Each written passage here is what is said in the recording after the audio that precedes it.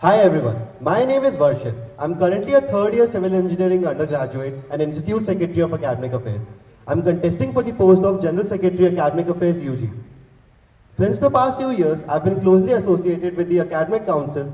First, as an academic coordinator, I help students get more aware about the career options which are available before them. Then, as an institute secretary, I introduced career information session and how to build a profile sessions to disseminate information about the career domains that students can pursue after the 4 years or 5 years of their degree. I also introduced discussion forums for students to discuss and solve any of the doubts, doubts that they may have regarding their career. Now, holding the post of General Secretary Academic Affairs would allow me to work for the betterment of the whole student community and bring in student-friendly policies which would benefit the whole student community. After extensive groundwork, I have identified the problems which the students currently face in the academic domain, and I have built this manifesto. Now following are the few vision points from my manifesto. The first component is to standardize and formalize all the fine policies which currently exist in our institute to remove all the disparities which exist around them across all the departments. The second component is to make students well aware about all the information that is to be given before they make a decision that is either career related, academic related. This would also help them to know about any information that they need to have about any workings of the institute. The third component is to promote research in the institute from the ground level by proposing extension of ITSPs, to promote research from the first year itself, and to make students aware about the ongoing research in the institute and the department by launching Know Your Lab series and introducing research circles in the department. The fourth component is to bridge the gap between the faculty and the students by introducing cross-department mentoring of students by professors and holding more conversation by increasing the number of sessions which are organized by professors. Another key part of my vision is to promote sustainability and continuity. That is to ensure that all the work that is done during my tenure by my council is sustainable, and to also continue the good work done by the previous councils and ensure that it goes towards completion. I look forward to have a healthy discussion with the panel here for the next hour, and I hope that it would make me better equipped as a candidate. Thank you. Okay, so now we'll be starting with the manifesto debate. So I'll throw the stage open for the first question. Hi Varshit. Coming to your academic policy reform, point number 3, propose an early exit program. So, do you know, is it proposed in any IIT or is it in any IIT? So I inquired about, should I open the mic? Sorry. So I inquired about this program in many IITs, and I got to know that currently no such program exists there. Was it proposed somewhere? They didn't tell me whether it was proposed or not. Okay. So what is this? Like, what do you think? What will be the program? What you will propose? Okay, so the idea is to give students a certificate which would basically be dictating that this was the duration that those people spent in our institute and itne courses they successfully completed, and this certificate would allow them to pursue their career somewhere else, and basically would be an early exit, would work as an early exit degree given to students. It is already being recommended by the ARP committee which was formed this year and is a part of their recommendations.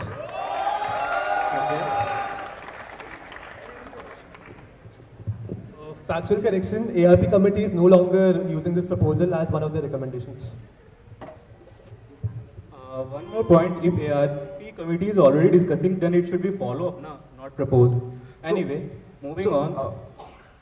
The ARP committee is only considering this option for the students who are currently in the academic rehabilitation program. What I am proposing is the extension of this certificate that is being issued to students who cannot complete their degree, to interested students who feel that after 3 years or 2 years of the completion of their degree, they want to pursue their interest somewhere else. So my next question is, who will give this certificate? Who will give this certificate?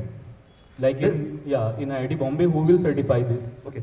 The certificate will be given by the institute itself. It will be a central certificate. So as of now, there is no certificate or degree given by institute. Do you know that? Yes. So will be there any committee or what? What will be the platform? Okay. So the idea is that in discussions with the higher authority, the higher authority was very receptive to the fact that they want to basically sort of to give this certificate to students who are not able to complete this degree by just telling them that this is the duration that they spent in our institute, and this is not very department specific to begin with and can be given by the institute. Don't you think that having a diploma given to an IIT undergrad, like to somebody who has come via JEE, is this on? Would lead to kind of the dilution of the entire like institute to some extent? Could you please repeat the last? So the fact that there will be diplomas given ahead to any of the students, whoever probably does not find it interesting enough or whatever, does it in fact lead to the dilution of IITs in general? Actually, it won't lead to dilution of a degree because, as you said, that people come here through JEE, and so they have studied hard for this. So if a student voluntarily feels that he is better off investing his time somewhere else and feels that an early exit degree should be given to him in the form of a certificate stating that this is the duration that he spent, these are the courses which he has successfully completed, then this should be an option which should be available to the student.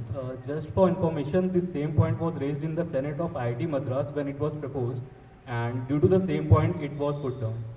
Okay, so my next question is, there will be any credit based thing in this or just a period? You mentioned that it will be given after some period if a student is not able to cope up with this curriculum. So will be there some credit based thing like after credits threshold or something like that, or just randomly after completing some period of time? So what is currently being discussed in the ARP committee is to give this certificate to the students who are not... As Anmol already mentioned, this idea has been dropped by ARP committee, so... Okay. So as it was priorly being discussed in the ARP committee to give this certificate to students who in the academic rehabilitation program, my idea is to give this certificate to students on basis of what? Credit basis, or time? so credit, on the basis of credit. So let's say what happens currently Who in will PG decide credit? So I was coming to that. So I've written that it should be along the lines of PGDIIT. So what happens in PGDIIT is, let's say for an MTech program, if a student feels that he's better off exploring his interest somewhere else and is not basically interested in the MTech degree that he's currently pursuing, he can tell his faculty that, and that faculty would basically a panel of professors would sit, and they would tell him that these are the minimum courses that you need to complete, and there may be a project work involved with it as well, that the student may need to complete if he wants to avail the option of early exiting the institute. What is the degree given to that MTech student? That degree is a diploma in basic engineering. I can check that. Give me a moment. As far as I am aware, Anmol can correct me, the only subsidiary degree that is available as of now is MPhil, and no diploma degree is given out of IITs. Is that correct? No. Last question. So, don't you think that there is a lot of students will take this as an escape out of their curriculum and take the easier route in this case than waiting for completion of their degree? And also, Easier route as in? I mean, it's essentially equivalent to dropping out of your college after 3 months, but with a degree of that. What I've said is it's certificate which is certifying. So you said the certificate would. Next question.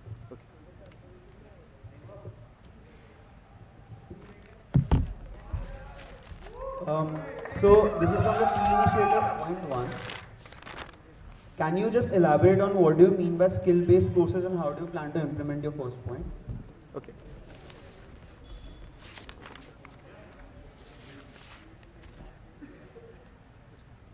So the idea of this skill-based courses is to promote the holistic development of the student by shifting the institute's focus from just academically developing the student to holistically to working towards the overall development of a student.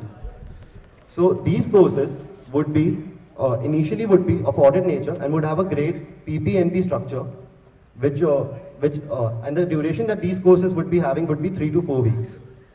These would liberalize the students to explore their skills and also institutionalize the courses.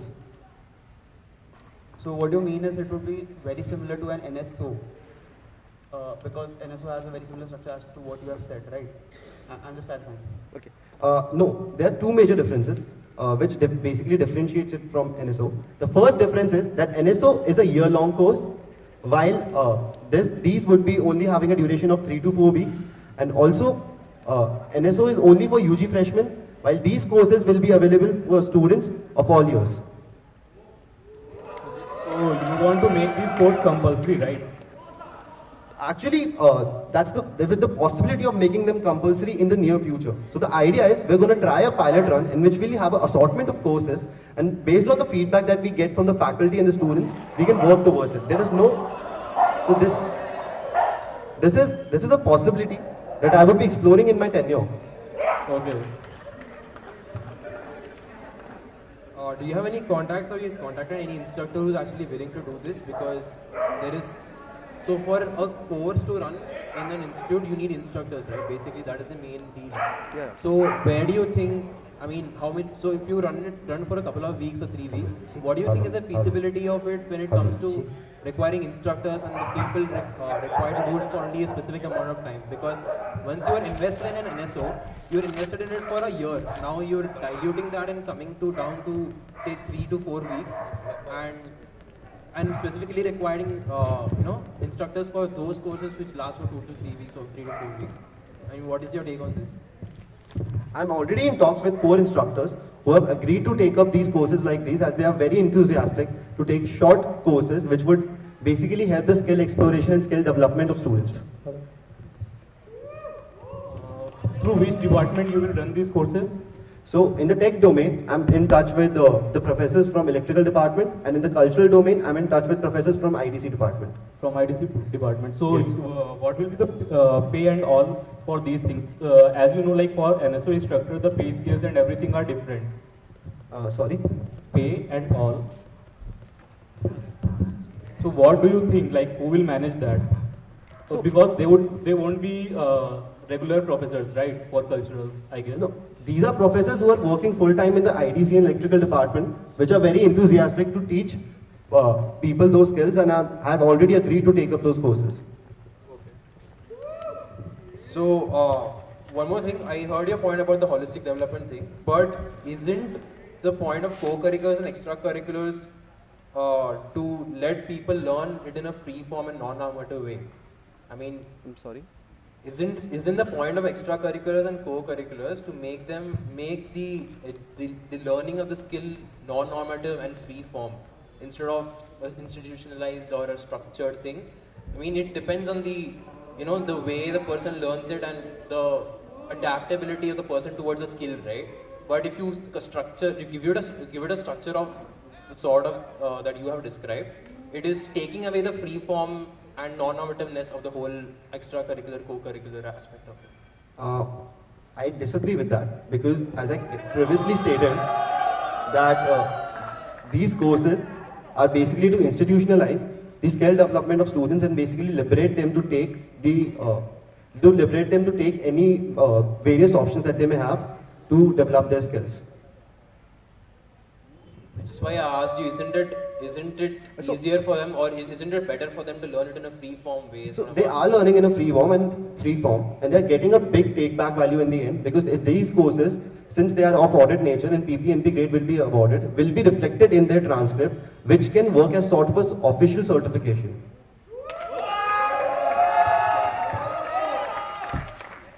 So just adding on that, I mean, so you would have to go through a lot of work to get this approved, so to say. And why do you think is like compare getting a certificate versus getting it on a transcript? How is getting it on your transcript better than getting a certificate for that? So you are doing it in a free form way, you are doing it when you want to do that thing. Now when it is institutionalized and it is very restricted, and you're just getting on a transcript, like how is the transcripting better than what is already available? Okay. So getting it on the transcript would work as a sort of an official certification given from IIT Bombay, that you basically did that course and you passed it, and is also a step towards introducing holistic development of students in the curriculum of IIT Bombay, which already many universities abroad and in India are already doing, and it's time that IIT Bombay takes that up as well. We'll move on to the next question. Coming to key initiative part, point number 5. So semester-long internship. So first of all, do you know it was proposed in DUGC? No, DGSC. Yes. Yes, I'm aware of the fact that it was included in DGSE this year. Okay, so what was the result? So there were majorly two options that we were looking at. One was that a student can go for an internship either in its 8th semester or a 6th semester. And then we argued upon the fact that it makes more sense for a student to go on a semester-long internship in his 6th semester, in his or her 6th semester. What is the current status of this proposal right now? This proposal has to be passed by UGPC, if I'm not correct. No, this proposal was actually introduced in the DGSE, and there we decided that it's not the right time to take this proposal forward. But you said that it's going to go to the UGPC and it'll be passed. Next question. Okay, so on this point only, like if you are not able to get on board with students only, then how you will propose them in UGPC? I'm sorry. All the students are not agreeing in this, right? So All the DG says. the problem was not that students were not agreeing. So as I was previously stating, we had two options that we needed to explore. One was that a student can go for an internship either in 6th semester or his 8th semester. So it would make more sense for a student to go But on a again, I 7th. want to say that it is rejected in DGSC, right? It was not rejected. So it was rejected because of the Anmol, can you reasons. clarify this? It was decided that the departments do not have the proper curriculum right now for this. That's why it was put on hold. Yeah, exactly. That's what I was coming at. I mean, so the idea is that not all the departments, so this is something which you kind of want to make it uniform for the entire institute, right? So all the departments should benefit out of this. So the point is to have a policy on this so that students who are able to fast track their degrees or able to adjust their credit structure such that they are allowing that such that they can go for a semester long internship have the opportunity to do so from a practical training cell. Right. So just like I want to clarify this. How many departments, in how many departments is it possible to readjust their courses so that it is possible that there is an internship in the 6th semester? Except civil. Okay. So in chemical department, it's not possible, and in aero department, it's not possible since they have a course in their 7th semester, which is a 6th semester, which is a prerequisite in their 7th semester. But in metallurgy, it's possible to adjust their credit structure in the way that they can push their core courses to the 8th semester itself. Okay, so have you worked out on the curriculum? Yeah. Can you show me something or tell me something regarding the curriculum? Yeah, so I can tell you about the civil engineering department first. No, not civil department. Okay. Except civil department. Except civil department, you want to know? Okay, cool. So give me a few moments. Yeah, so the next question for you on the same point is, so the thing is, now you, by virtue of a SEM-long intern, now the companies in general prefer students to stay for long. So most corporates want students. Most corporates prefer that students, the interns who intern with them, stay for a longer period of time, say from 3 to 6 months, which is not really allowed and not possible in the institute as of now. Don't you think that allowing a SEM-long intern will, don't you think a SEM-long intern will actually be unfair to those who cannot do this, and the companies will stop coming for the summer interns which are for 2 months and instead want to offer the internship to people who are willing to do it for 6 months? Actually, that won't be a case at all because kitne hi log are able to adjust their credit structure in a way that they're able to fast track their degree. So this option will be available to the people who are able to fast track their degree. So that essentially won't be affecting the companies who are coming for internships during the normal season because they are taking interns for the summers. Are you insinuating that a good fraction of students may not be able to fast track their degrees in order to carry out this internship? No, I'm talking about the precedence which is currently there in our institute that not many students are able to fast track their degrees. So I think what Venki was asking you was about the disparity disparity, right? So now what you're telling us is that based on our credibility, like how well we're performing, we will be able to fast track or not and get hold of those internships. But what about the disparity that arises, which has to do with the department itself, right? Yeah. So in the DGAC, when it was read, as Anmol and Manas already previously stated, that we decided that there is some work that needs to be done on the curriculum. I understand that, but then you've already cleared out the possibility that it cannot happen for aerospace and chemical, right? Yeah, currently it cannot happen for aerospace and chemical, but let's say if they were to do a curricular revamp in such a way that they reshuffle their courses in a way that there was no prerequisite course in their 6th semester, then students will be... Have you worked out the details? Can that actually be done? So I talked to the aerospace DG Sec. I'll quickly just check whether it can be done or not. It can actually not be done in a number of departments. It cannot be done in 5-6 departments, which is why they're raising the point of disparity here. So that is why I've written in my manifesto, because I'll be willing to work for it to clarify all the disparities that are there in the current curriculum, to ensure that this opportunity is given to all these departments, and they are able to go on a semester-long internship. Okay, we'll move on to the next question. Yeah, this is with regards to your second key initiative, the course regarding the gender sensitization, emotional awareness and equality. I gather that you're trying to make this a mandatory online course. Yes. So, in that regard, will this course be prescriptive, because you're completely eliminating the classroom discussion and the contact-based learning aspect of it, which most humanities courses need and make a requirement? Because, do you get my question? Could you please repeat the last part, please? So you suggested a mandatory online course, right? Now you're eliminating a classroom discussion and a contact-based learning aspect of it. Do you agree? Yeah. Yeah. So will this course be prescriptive? Is it just a set of rules that will be displayed on a screen in front of a student? Is it that way? No. What is it going to be? Okay, so the idea of this course is to have a couple of video lectures, basically modules, each on emotional awareness, gender sensitization and equality, which a student would go through and would basically be asked to perform in a quiz, basically conduct a quiz. And उस quiz के अंदर जो भी उसके marks आएंगे, on the basis of that he'll be deemed whether he has passed or not. So that is the idea of this course.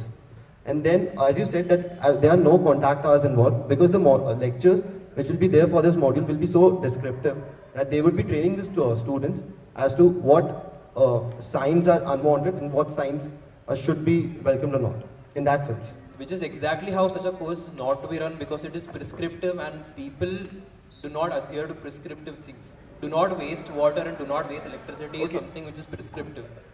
And so the point is that this year, SMP in collaboration with the SWC held a gender sensitization workshop, of which feedback was not really that good. So that is why an alternative was suggested to me during the groundwork to have an online course. This course already has precedence in many of the institutes around the world and is functioning really well and is known to make students basically work ready once they graduate from here, and also to make students socially aware from the ground up. So this course will be there. This course will have a duration of, let's say, only 1 or 2 hours, teaching students not all about, but what they need to learn about emotional awareness, gender sensitization and equality. okay, so let's get to the fact where you actually stating a number of universities around the world. Let's speak more locally. Let's consider the number of people who drop out of generic online courses versus the number of people who actually do not drop out of contact courses because of the very fact that it is a contact course. That is why I'm making it mandatory, so that students don't drop out. I mean, how do you ensure that? Also the point is that this course is not, let's say, a 4-week long online course that you usually do on Coursera, or a 6-week long course that you usually do on Coursera. It's a 1 or 2 hour course that students will not be dropping out of. You really need. If it's a 1 or 2 hour long course, what if I fail that course? Like, what measures will you take? How can you make a 1 or 2 hour course mandatory? You'll be allowed to repeat that course again. And if that does not happen, then like, Sorry? What happens if I keep on repeating the cycle? So as I mentioned in my manifesto, it's a mandatory course, and if you don't basically pass a mandatory course, then your degree can be withheld. because so you're suggesting that this 1 or 2 hour course will withhold somebody's degree, and you're saying that is going to get passed. So the point, so the whole motive of having this course is to make students more socially aware when they are graduating from here. I totally agree with the importance of this thing, but tell me your plan of action. Your plan of action, how you will propose, with whom you will contact, how you will run the course, from where you will get videos, from where you will get tests and all. It will be online, offline. If it is online, then how you will make sure that students are not cheating? So, answering the first part, okay, where will the videos, action is that where the videos will be coming on, where it will be hosted and everything. So, the videos will be coming from, let's say, either be made in collaboration with the authorities, concerned authorities, or will be outsourced from any other university that Who will are the currently in concerned talks. authorities? Am I allowed to name them? Okay. And there's a conversation with a university which is there in Mumbai that is willing to outsource these videos for such a course for us. And basically those two are the sources where the videos will be coming from. I've also talked with the concerned authorities about this initiative, and they were very keen on making this happen. Also, the course will be hosted on the IIT Bombay X platform, on which currently DE415 is a course. Can I take names? of the Yeah, course? D415, Yeah, okay. yeah. So DE415 is currently hosted and is working really well. So in that, you have to submit a quiz. So that's how it will work. You watch a video, you submit a quiz, and then you pass the course. So how you will make sure that, last question, just assume we 4 are there, okay? Alti have seen the videos and she is giving exam for all of us. How you will avoid this situation?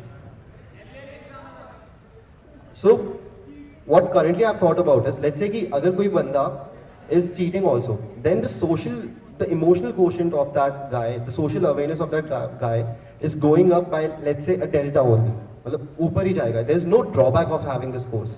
This is a step towards. Okay, time up. We'll move to the next question.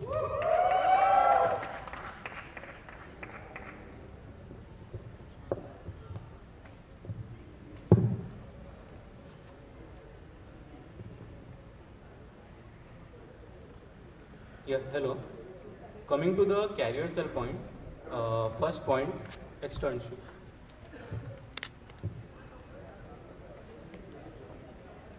You can ask the question.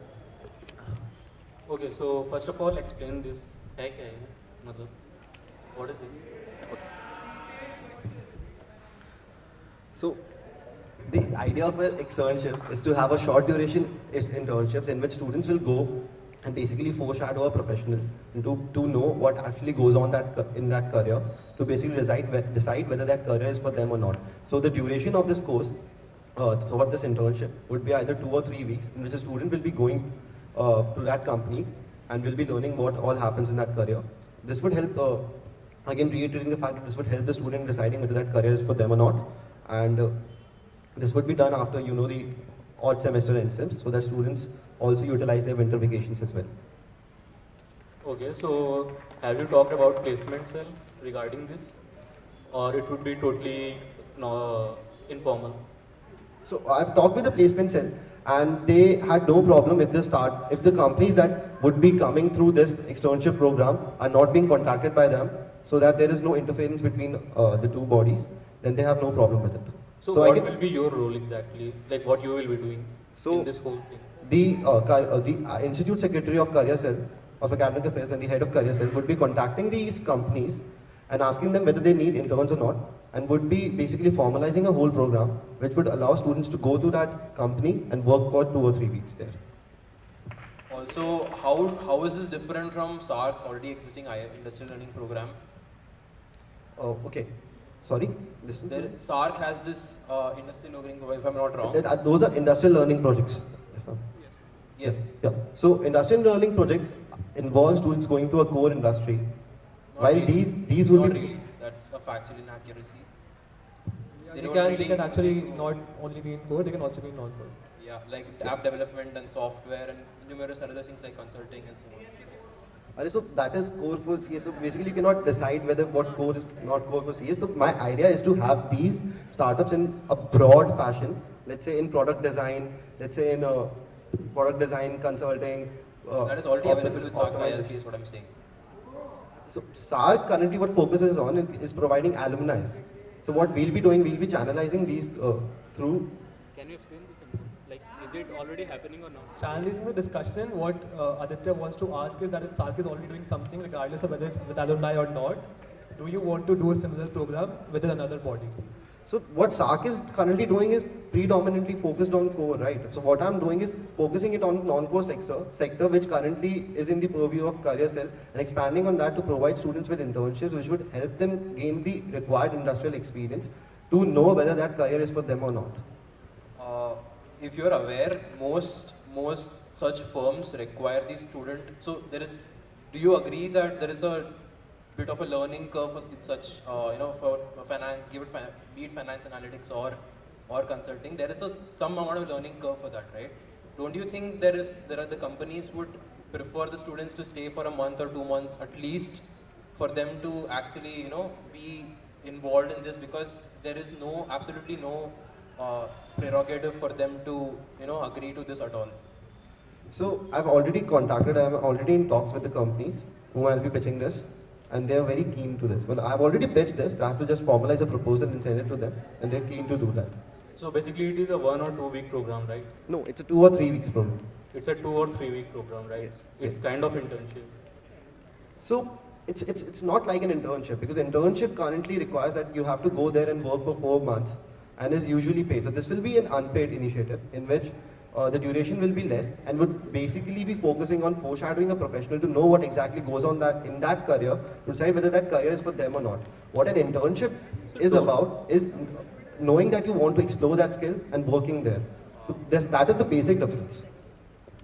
Factual correction, internships are not really only of 4 months, they can be of lesser duration also.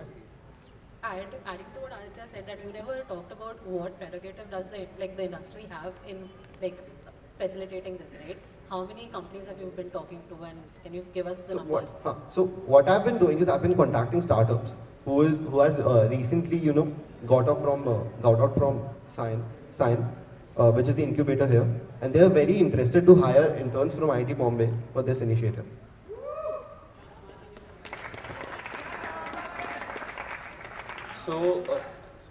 So I feel we have deviated here for once, because your manifesto point clearly states that it would be a short duration industrial internship. So nowhere is like non-core or core very specific here. It is clearly stating that you are doing industrial internships, right? Now, as far as industrial internships go, you need to physically go there, learn something, right? Now, I don't really understand, when would these externships be done? During the semester? I clearly stated in my first reply that it will be after last week of November and December. Also, if you have the knowledge of only startups agreeing to this kind of a proposal, then I think that should have been clearly mentioned, that these externships are only going to be, let's say, with startups, right? Because there is no information available as to any big company signing up for this at this point of time. And looking at the name in externships, somebody just tends to believe that it's going to be with, let's say, a reputed firm. So that's why I've used the word externship rather than using the word internship, to sort of not promote the confusion that you clearly mentioned. And I'm keen on talking to big companies about, I think that was the word externships has to do with it being a shorter duration thing, and not the fact that the internship probably is going to be of a lesser level, right? Okay, time out. We're going to the last point for this manifesto debate. Right, so I have a few questions regarding your key initiative number 6, which has to do with cross-department mentoring. So you talk about it being a proposal, right? So a proposal would essentially imply that in addition to the formal duties of the professors would be agreeing to do this. So how many professors have you talked to who have exhibited any sort of enthusiasm for this? Because in my knowledge, if a proposal needs to be passed, it has to be agreed by, let's say, more than 250 professors, and I'm not sure if they will, let's say, agree to having more additional responsibility vis-a-vis what they already have in terms of faculty, right? So can you elaborate on that? Okay, so This proposal of initiating cross-department mentoring is an add-on to Anmol's previous initiative to start student-faculty mentorship program and would allow students, allow professors who are keen to interact with students from other departments who have the similar research interests as the professors, and basically mentor them in their stay here. So, as far as what Anmol had to say, it was more of an initiative and not a proposal, right? So, a proposal is something which is definitive and adds to the formal duties of a professor. So, is that what you implied? In that sense, it will not really be a formal duty, as in it would require the professor to. So this will be a proposal in the sense that it will be an informal proposal that we will be pushing through the DGSE to sort of talk to the professors and see. So I've already talked to many professors who are agreeing for this. Sure. So basically, it's not, let's say, a formal duty. It's essentially on the voluntary basis. Yeah, it will be on a voluntary basis. Yes. So what will be the plan of action? Like you will propose this proposal where? In like DGSC or where? In front of SMPC heads or where do you want to propose these things? You have written down it is a proposal, right? Yeah. So where you will propose? So it will be proposed in the DGSE where it will be discussed upon whether whether we should go ahead with it or not. And once we have the go ahead, we have this department level task force, which is the department research coordinators. We'll be going to the department, talking to the professors and talking to the enthusiastic professors and getting them enrolled on this on a voluntary basis as a not part of their formal duty, but as something that is purely being done out of their interest. So there is no any policy such kind of thing, just in implementation, right? Yes, no such policy approval is required for this. Sure. So coming to the feasibility aspect, so you said that your career cell people would go and essentially pitch that to research coordinators. Yeah. So basically, even if you get professors to sign up for this, let's say equitably across each department, what would you do in case where most of the students want to, let's say, enter a coveted research field, let's say ML for example, 100 people sign up for that and you have only 2 professors to cater to that. So how do you deal with such a situation? Okay. So let's, for the sake of discussion, assume that a professor agrees to take only 10 students each. So we can cater a maximum of 20 students. And now, since we have an application of 100 students, we'll be also asking them to fill out a statement of purpose along with the application that they will be filling to voluntarily be a part of this cross-department mentoring program. So that I agree to that, but basically you'll be floating a form to the entire student notice and asking them to give whatever SOP to get a mentor, right? But do you think that, like, essentially as a student, I have no idea whatsoever what I want to do, but I essentially want to do research in ML. Now, even though my SOP might not be that strong, I don't in fact get how you will judge SOPs because it's just mentorship that one is seeking here. But even if you're able to do that, isn't that unfair? The idea is to target only the sophomores and only the third years in this. No freshmen will be targeted in this initiative, and this will be done on a voluntary basis in which they will be required to fill out an SOP so as to show genuine interest in that research field so that they can be screened out, and only then they will be allowed to enter in the cross-department mentoring program. That's what I'm saying. There are like 2 issues with that. One is that how do you judge someone's like genuineness? Exactly, genuineness. How do you value someone's SOP over someone's SOP, because we are just here to learn, right? We are just here to seek mentorship. So this is not, let's say, some internship that we are trying to seek where SOP has to be given value, right? Or as Aditya said, how do you judge the genuineness? I understand your concern, but the fact is that it is already being done in the foreign language courses that are being run by our institute, that many students apply and there's basically a shortage on how many people we can cater to. So let's say if 50 people is the maximum capacity we can have in French, and let's say if 100 students apply, then it's the ISIR that basically screens out on the basis of the SOPs that who is he gonna let to end the program. There is also test. Last question. Yeah, so test is there, but let's say 100 people apply for a French course and 80 people score full in the test. Anyway, let's say you have selected students also. So there are already so many advisory programs through professors, so many mentorship programs through professors, which are not running very well. How you will make sure that this program will run well? Like there are already one of the biggest program is FACAD, which is not running well. So As I stated that this program is purely on a voluntary basis in which we'll be ensuring that there's a first meetup between the professor and the students, and after that, on the basis of their need, they can interact with the professor as and when they want.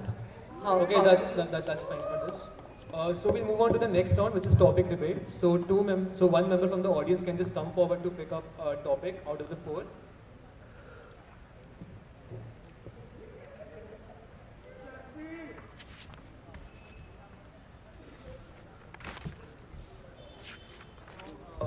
Yeah, so we have two topics. So the format of this round is that the candidate will be required to express his views on the topic for 2 or 3 minutes.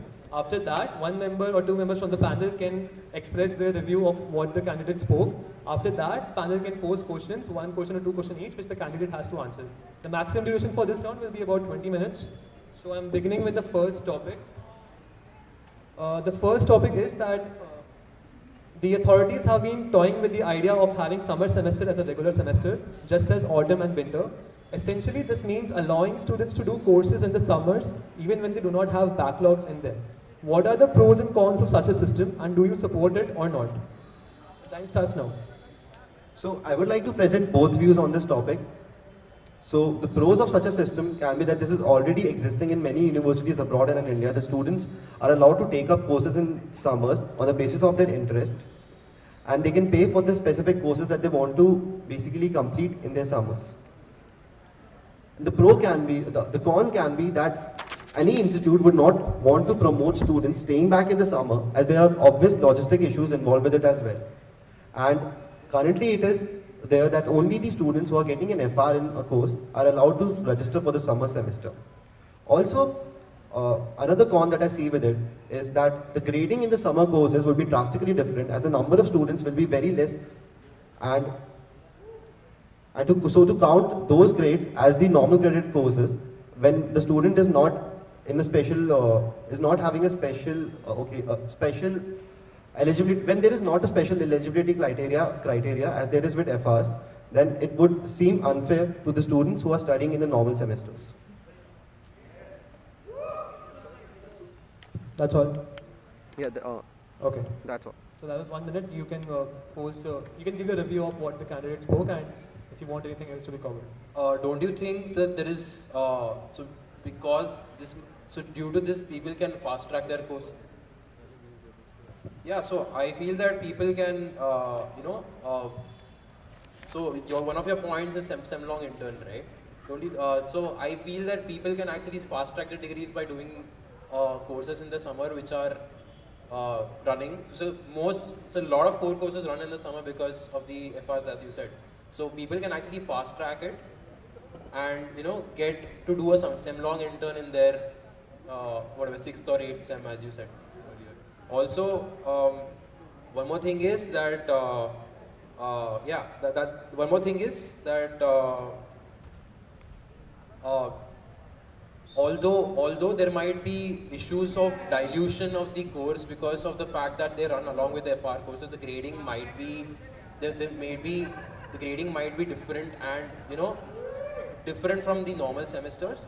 The work hours required and the course structure itself can be designed in such a way that it is possible for the same amount of hours to be put in as a normal semester, and accordingly grading be done. So it is possible. Okay, now you can ask specific questions on the basis of what was Do I have to ask the question? What is the laughing for? So I Don't I have to answer that? No, that was just a review of what he said. Achha, it was okay. Now Sorry. So actually I totally agree with the con part, but I don't agree with your pro part. So can you again showcase your benefits through this? So this would allow students who, let's say, have a specific interest can pursue those courses during summers, and basically would promote the interest-oriented learning of students. There So is that- already something known as audit. Audit is done Audit, during the semesters, yeah. right? So this would be a provision for the summer semesters, and also this would give this would bring the institute at par with the international standards. There's already many universities abroad. So let's say they can do audit in summer also. allow the audit for them in summer and don't involve them in grading system. Okay. So there's a big problem with that. As you know, during summers, many students they want to pursue their internships, and they also have other activities involved with it as well. So if there's an added course out of which, at the end of which, That was the main question. Na? I totally agree with cons. What is pro? okay. So I said it would allow for the interest exploration of students, and that is a very big. That's why I said allow them for audit now. Why you want a credit-based thing? So if you want a student to explore their interest, basically you have to give a basically assign a take back value to it. And making those courses audit takes away that take back value and the incentive that the student, added incentive that the student might have to take that course up in summer. Because as I stated, summer is a very important part to all of us, as it's during that time that we do internships, go to universities and basically participate in other activities. I think a lot of people who take courses up for interest don't particularly run behind credits, but let's skip that part and move to the part where you've been repeatedly talking about other universities having this system. So let me make a factual correction. Any university which has a summer semester as a normal semester follows a trimester system. So there is no reason for summer semester to be taken as a different semester, so there is no possibility of there being any misuse. So, I mean that is true that there is a trimester system that is being followed. But what I was stating that there are summer schools which are being organized by the institute itself in many universities abroad, which are along the similar lines of something that is being proposed by allowing Summer students. schools is completely different from what is being proposed right now. Yeah, but it is along the similar lines. Let's say what we're essentially doing is that we're starting an institutionalized summer semester, which is a summer school in which we'll be providing students with credits in the end. So in that sense, it's very similar to the summer schools which is being offered by many foreign universities. Summer school for other universities for people who are coming from abroad. That is completely different. But the students who are studying. The target audience is completely different there. Yeah, but students who are studying in that university are also allowed to register for it. So, yeah, probably true. But then here the problem is that the competition level is getting degraded. But there, if people are coming from abroad, the courses will be running as normal, right? So I don't understand. So when you're comparing the trimester schools to this system that we are talking about, that is completely not correct in my opinion. That's true. And the clarification they want to ask is that are you proposing to just run summer courses, or is the point about running a completely regular semester of summers? And how do you weigh both of them? So, I think the major problem we face if we try to run a regular semester during summers is that professors also have many commitments during summers as well. So, that would essentially, so what I know is that even during winters, we had a very big problem in finding professors for an event that we were trying to conduct. And during summers, we can only imagine what the magnitude of that problem would be. So it would be a very big problem finding professors to run more courses in summers. So coming back to the point of students being allowed to take up the courses which are being run in the summer semester as regular courses in order to fast track their degrees, I would like to state that the courses which are generally run during summers are institute level courses in which many departments are enrolled into. And there is, I strongly agree that there is a fraction of courses which are core courses which is being run in the summers, but that is small compared to the institute level courses which are being run during summer semesters. So it doesn't really help in fast tracking their degree in the sense that, let's say if you're going for a semester long internship in your 6th semester, there is a very less possibility of you having an institute level course or a common course in your 6th semester. I mean, so it won't really make sense for you to take courses up in summers, and it's very difficult to get professors to run more courses during summer semester. So let's say I am in XYZ department and I am in first year. I have completed my first year. I have summers. So why I can't do my second year courses? Because many of the second year courses will be running, right? So through that way I can fast track this. So it can be, so I agree, it can be done for the first year students. But again, like there are logistical issues which are associated with it as well. I think we are deviating from the main reason Yeah, why we this. asked you the pros and you're stating you went back to the defensive. And the reason this thing was even considered by the professors was only because they thought that this is going to reduce the backlogs in the entirety. Also, basically, if I get 3 backlogs and those courses are not running, I can take up other courses, and that is the vision of this this entire thing, and not that people are going to fast track and all, which never came up in your pros and cons. Yeah, true. And also because people can reduce the in-sem load on them, because people generally take up 54 credits and so on, and which actually puts a lot of academic pressure on them. By taking those high demand courses in the summer semester will actually help them, do more courses and specialize better, and also probably take up a research R&D project and so on. So there's a lot of what you're possibilities. proposing is that a first year in his summers should take up courses from the second years as well. Second year, second semester, let's say, without having done the required prerequisites. He would have actually done the required prerequisites already. So that's what I was stating, like institute common courses are the courses which are being run during summer semester. And if a first year student takes it, there are prerequisites which are associated with it. Really, right? Yeah, It's not exactly. exhaustive. It's not exhaustive what you're talking about. Anyway, so we'll move on to the next topic debate. So the next one is, do you think that the waitlist system that is currently practiced in the registration system is fair for everyone? Shouldn't the minors be allocated to students who actually deserve them on merit, and not merely on the basis of first come, first serve, as is actually done right now in the institute? Tell us your views on this. So that I understand this question, so that I understand this topic correctly, what you're proposing is कि जो waitlist होता है, उसमें it should be formed according to the CPI during the pre-reg process itself, right? After the pre-reg process. Pre-reg is already CPI based. Pre-reg is CPI based, but you want to add another CPI based filter in it as well. After the pre-reg. Yeah. Okay, so I am against that change in the system because I feel that minor CPI is not really added to our main CPI and our main CPI should not be the criteria that is being used to judge whether we deserve that minor or not. And that is why the system which is in place is good, as it ensures equal opportunity to every student to take up a minor if he is not able to take the certain minor during pre-reg. Also, in addition to it being fair to everyone, high CPI students are already allocated courses mostly. I know it's not exhaustive, but mostly they're allocated courses during their pre-reg, while low CPI students generally don't. And this is the only option for them to basically register for that course if that course is in high demand. And also, minors have an idea that they should be taken up solely based on the interests of the student, and allowing another CPI based criterion to be as a eligibility criteria to take up courses basically obstructs that ideology in its entirety. That's all? Sure, so now we move on to the review by the panel on the candidates' views. So, what I understand that where you're coming from is that lower CPI, or what we say that people do not get on merit, are for those who want to get into waitlist, right?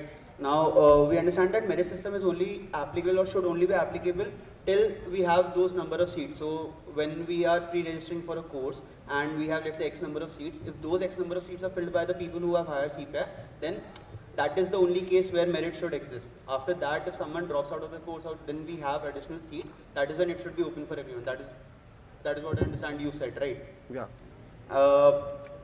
So I feel that your points are valid as far as that goes. I guess the panel can. I would like to, can I just opine again, or yeah?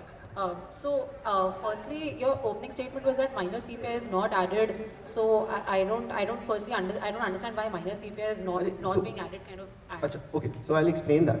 So let's take example of a student who, let's say, has a fairly average CPI, Right. but in his minors he's performing exceptionally well, and has a 9 plus CPI has a 9 plus minus CPI. So Sure. what you're currently doing is, by changing the waitlist system to allow another CPI based criteria to be introduced, you're barring that student from ever registering for that minor. No, but right now it is like first come first serve, right? It's like railway station ka ticket thodi So bata hai. That's the point, right? so, yeah. It's like it's versus, so basically you're introducing another criterion. It's not like it's free to everyone. That argument would have made sense if it was free for everyone. Right now you're saying that CPI, you'll remove the CPI criterion, but you'll give another criterion which has to do with somebody accessing ASC the fastest. I'm not removing any existing criteria. What I'm saying is, We're talking about the other thing, and please उन लोगों को थोड़ा बोलो यार.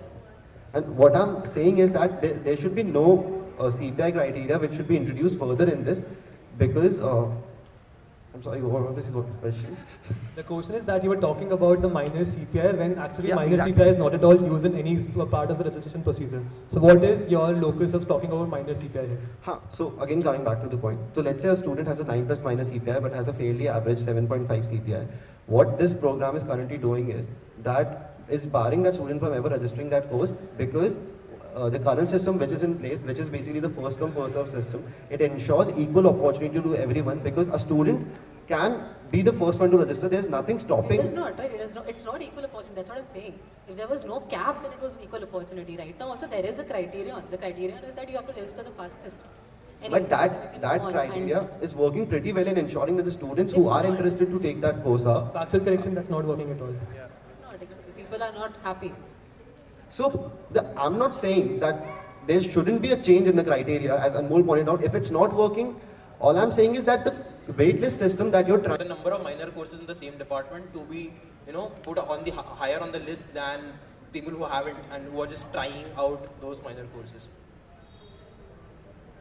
So shouldn't it be your, as the head of the academic council, shouldn't it be your prerogative to ensure that the people who are actually doing the minor course seriously take it up and finish it as such? Because so a lot of ASC issues will actually cause people who've done say 2 to 3 courses from actually not.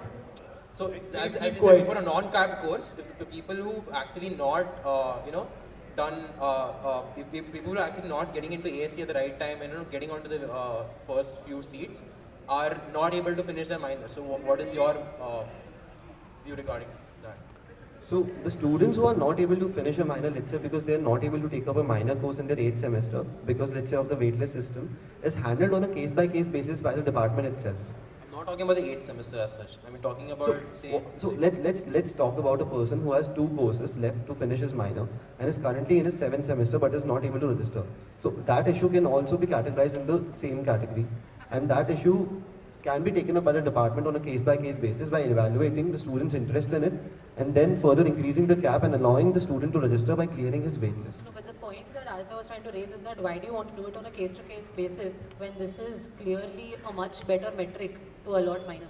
Yes, I completely agree, and I would like to explore further into it in my tenure, that whether number of courses that can be used as a criteria for allotting minor to students can actually be a viable and a better option than the current system or not.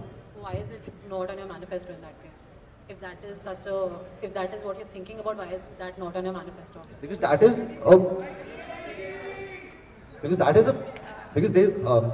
a possibility that I would like to try to explore, because I don't really have done credible groundwork on the fact that whether a number of courses that are done by a student in a minor should be a criteria for it or not. I should be taking the student's opinion on this by floating a survey, and then only I can decide whether this is a viable option or not, and also talking with the appropriate authorities is the only way to go about it, and then only I would be able to include this in my manifesto.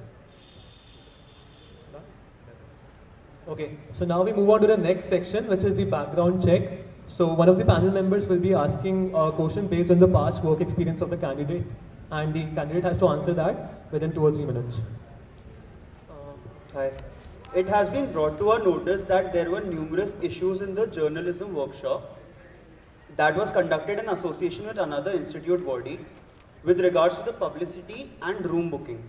Keeping in mind that the idea of a journalism workshop is aligned with a non-technical summer school and they had to cancel the 3rd session, what was the reason behind it?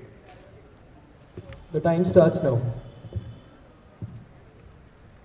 I'll take a few moments to structure my answer.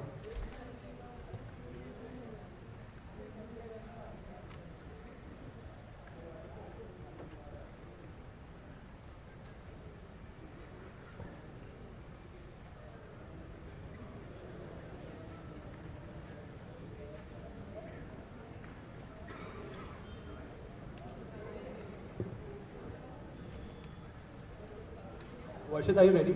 Yes. Yeah. So the publicity was done adequately. जितने सारे courses publicized हुए थे, ये course भी उतना ही publicized हुआ था through a GPO mail, through a poster, and it was mentioned on our website as well. And the need that was there for the course, it arose from the freshmen that were there in the semester. So what happened was that the freshmen were not allowed to stay back during summers, due to which the attendance and the number of registrations in journalism workshop were very low. And that is why, due to a low attendance, which was consistent with the journalism workshop, the third session was cancelled. There was no room booking issue as such. That's the answer? Yes. Okay. Alright, so that part is done. So now we move on to questions from inside. So may I request the chief? Hi. So, regarding your point about keeping lecture halls open 24/7, students have in the past misused the facilities in the lecture halls during exam periods. Also, authorities have objected to this move due to various reasons. I hope you know the reasons. So, in what ways would you solve these problems, given that this is there on your manifesto?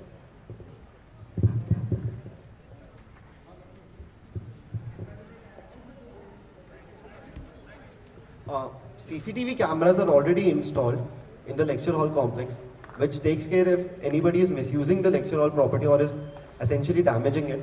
So if we notice that a person is doing such an activity, we can take the required actions on it. Also, the idea of opening these certain rooms in the lecture hall complex is to allow students to have a place to study in the night throughout the semester as well. Alright. Regarding your point for an online counseling platform, if this is going to be a non-anonymous platform, then please tell us why is it different from just an emailing avenue and what value are you adding to the entire process? If this platform is anonymous, then you know that the institute has not been supportive of anonymity. Why is it that what is it that you will significantly do different that the authorities will allow you this? Okay, so during my groundwork, I talked with the concerned authorities and they were very keen on having such a platform to be established in IIT Bombay. And basically it will be an anonymous platform in which the counselors will be outsourced from the outside, which will be talking to the students who would be seeking help remotely. And yeah, man, that's the basic idea behind it.